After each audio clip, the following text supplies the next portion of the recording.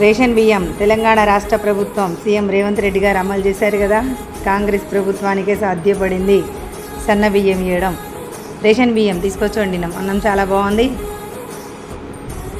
ప్రజలందరూ రేషన్ బియ్యం తీసుకుపోయి తింటలేరు, ఆగమైతానే పురుగు పడతానే అనే ఒక ఉద్దేశంతో, మంచి ఆహారం అందించాలనే లక్ష్యంతో సన్న బియ్యం ఇవ్వడం జరుగుతూ ఉంది.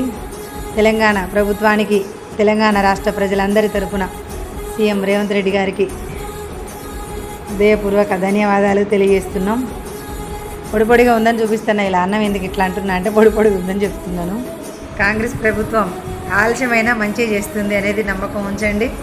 అన్నం తినే రోజు గుర్తు చేసుకోండి ఒకసారి. చరిత్రలో ఉంది, ఎప్పుడైనా కంట్రోల్ బియ్యం, ఎప్పుడైనా లావుగుండే బియ్యం ఇస్తారు, సన్న బియ్యం ఇచ్చిన చరిత్ర ఎప్పుడు లేదు, ఇప్పుడు వచ్చింది.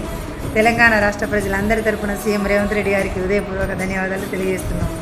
జై కాంగ్రెస్, జై జై కాంగ్రెస్.